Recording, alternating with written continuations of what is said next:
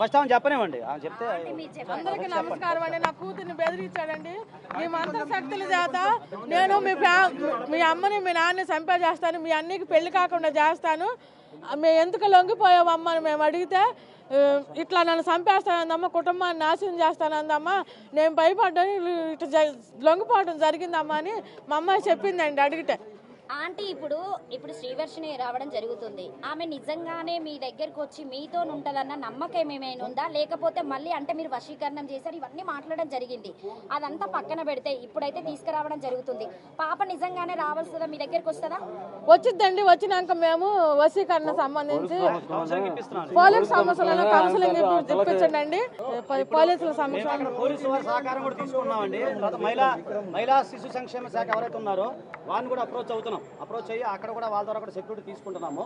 ఇదే కాకుండా మానసిక స్థితి బాలేదని చెప్పి మొన్న దాకా ట్రీట్మెంట్ అయింది.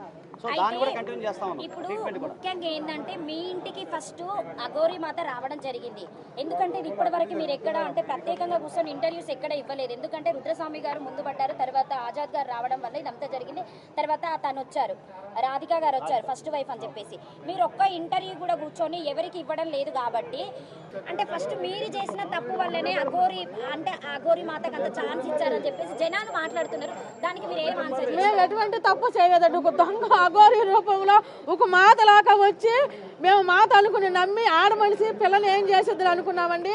ఇంత రాక్షసుడిలాగా ఆడవాళ్ళని హింసిస్తాడని అనుకోలేదండి. రాధిక మాకు చూస్తే నాకు ఎంతో జాలిగా ఉందండి. ఆ పిల్లని అట్లా చేసి మోసం చేశాడు. రాధిక లాంటి వాళ్ళు ఎంతమంది ఉన్నారంటండి, అట్లాంటి వాళ్ళు నా పిల్లల్ని కూడా ఒక మోసం చేసేసి నా పిల్లని అమ్మేయాలని చూస్తాడండి. అఘోరి వెనకాల ఎవరైనా ఉన్నారని అనుకుంటున్నారా మీరు? ఖచ్చితంగా అనుకుంటానండి, ఎవరైనా పెద్దల హస్తం ఉందేమో నేను అనుకుంటున్నానండి. అంటే మీ దగ్గర మీ ఇంట్లో ఉన్నప్పుడు ఎప్పుడన్నా ఫోన్లు మాట్లాడము, ఎవరితోనన్నా చెప్పడము, ఇట్లా నేను అఘోరిని తీసుకొస్తున్నా, అమ్మాయిలని ఇట్లా వశపరుస్తున్నాం కదా, ఇలాగ బలిస్తారని చెప్పేసి మాట్లాడుతున్నారు. ఒకవేళ రుద్రస్వామి గారు అలాగే ఆజాద్ గారు ఆ అమ్మాయి రాధిక ముందుకు రాకపోతే వర్షిణి అనే అమ్మాయి ఈ రోజు హైదరాబాద్కి వచ్చేదా, లేకపోతే అమ్మాయిని ఎక్కడన్నా నరబలి లాగా ఇస్తారని చెప్పేసి మాట్లాడుతున్నారు? ఖచ్చితంగా నరబలి ఇచ్చేసేదండి రుద్రస్వామి గారు. ఈ రాధిక గారు మాకు శశిటీవీ భాను గారు నెంబర్ 1 న్యూస్ వాళ్ళు మీడియా వాళ్ళు అందరూ ఉండి మాకు సహాయం, ఆజాద్ గారు కూడా సహాయం చేశారండి. శివరుద్ర స్వామి గారు వల్ల మా పిల్ల బయటపడిందండి. ఖచ్చితంగా నరబలి ఇచ్చేసేదండి నా కూతుర్ని. నరబలి ఇస్తాకే నా పిల్లని తీసుకెళ్ళిందండి. ఇలా అమ్ముకుంటాకే వాళ్ళు దొరకాలనుకుంటే దాదాపుగా చాలా వరకు ఒక 50-60 సిమ్ములు మార్చారని చెప్పేసి మనకు సమాచారం రావడం జరిగింది. సో అంటే మీ పాప చిన్నప్పటి నుండి మీతో ఎట్లుండేది అంటే చాలా అన్యాయంగా ఉండేది. మామూలుగా ఎడ్యుకేషన్ లాగా మామూలుగా ర్యాంక్ చేసిన బాగుండేది. అయితే ఈ రోజున వాడు ఫేక్ కాగా అరెస్ట్ అయ్యి నా బిడ్డ వస్తుందంటే దానికి కృషి వెనకాల రాజాద్ గారికి, శివరుద్ర స్వామి గారికి మా యొక్క హృదయపూర్వక ధన్యవాదాలు చెప్పుకుంటున్నాను. ఏ రోజుకి ఆ రోజు మాకు ప్రతిరోజు కూడా ఉదయం సాయంకాలం నాకు ఆరోగ్యం బాగోదు. నీకు పోయే కాలం వచ్చిందిరా ముండా కొడక, ఎంత మందిని బాధపడ్డావురా నువ్వు.